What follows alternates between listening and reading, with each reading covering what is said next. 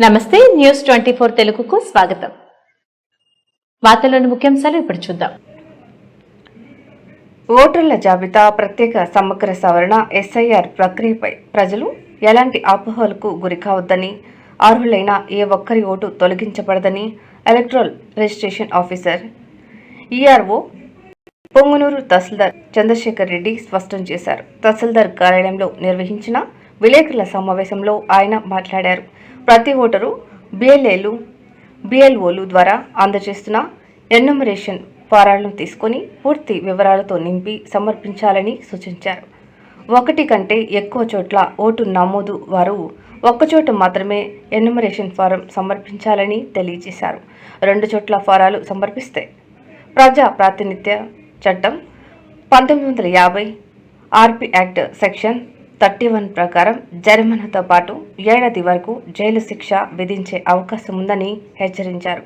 July 21 నుంచి August 21 వరకు సమర్పించిన ఫారాల పరిశీలన, సవరణ ప్రక్రియ జరుగుతుందని, అనంతరం ఫారం 6, 7, 8ల ద్వారా కొత్త ఓటర్లు నమోదు, మార్పులు, అభ్యంతరాలు స్వీకరిస్తామని తెలియజేశారు.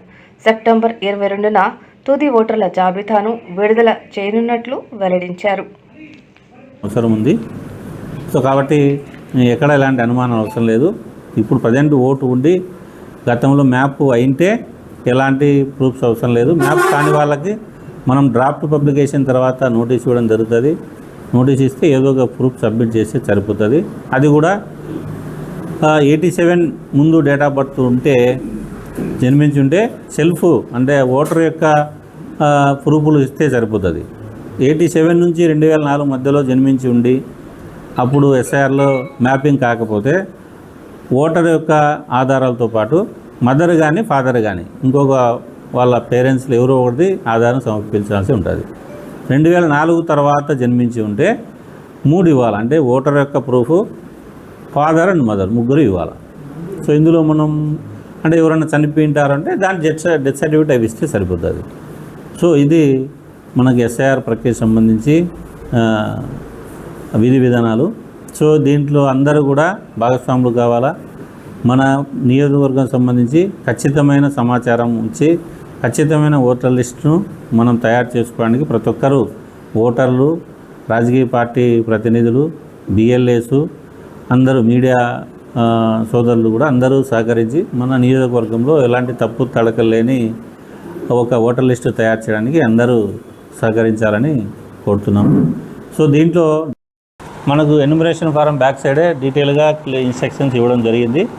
సో దీన్ని చదువుకొని దీని ప్రకారం దీంట్లోనే 11 రకాల గుర్తింపు కార్డులు ఏవనేది కూడా ఇచ్చినారు. ఆధార్ కాకుండా 11 ఉంది, ఆధార్తో కలిపి 12 ఉంటుంది. ఇక్కడ ఏమేమి ఉన్నాయంటే మనకి కేంద్ర రాష్ట్ర ప్రభుత్వాలు, ప్రభుత్వ సంస్థల్లో పనిచేసే రెగ్యులర్ ఉద్యోగి పింఛన్ దానికి జారీ చేయబడిన ఏదైనా గుర్తింపు కార్డు, పింఛన్ చెల్లింపు ఉత్తర్వు,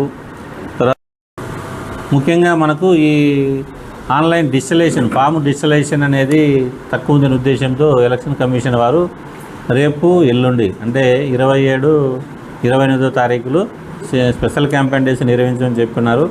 సో అందరు బిఎల్ఓస్కు, సూపర్వైజర్స్కు, ఏఈఆర్ఓస్కు ఈ ఇన్స్ట్రక్షన్స్ ఇవ్వడం జరిగింది. ఈ 2 రోజులు రేపు ఎల్లుండి ఉదయం 10 నుంచి సాయంత్రం 5 వరకు అక్కడే వాళ్ళకి నిర్దేశించిన పోలింగ్ ఏరియాలో వాళ్ళు ఓటర్స్ ఫామ్స్ కలెక్ట్ చేసుకోవడము, బ్యాలెన్స్ ఉంటే డిస్ట్రిబ్యూషన్ చేయడము, కలెక్షన్ అయిన వాటిని తీసుకొని డిజిటలైజ్ చేసే ప్రక్రియలో అందరూ ఉంటారు. సో దీనికి అందరూ కూడా ఓటర్సు, బిఎల్ఏసు అందరూ సహకరించి ఈ కార్యక్రమంలో మనం స్పెషల్ క్యాంపెయిన్ డే కాబట్టి దీన్ని అందరూ సమర్థవంతంగా ఉపయోగించుకొని మన యొక్క ఈ ఎస్ఐఆర్ ప్రోగ్రెస్ తీసుకురావాల్సిందిగా అందరికీ తెలియజేయడం జరుగుతుంది.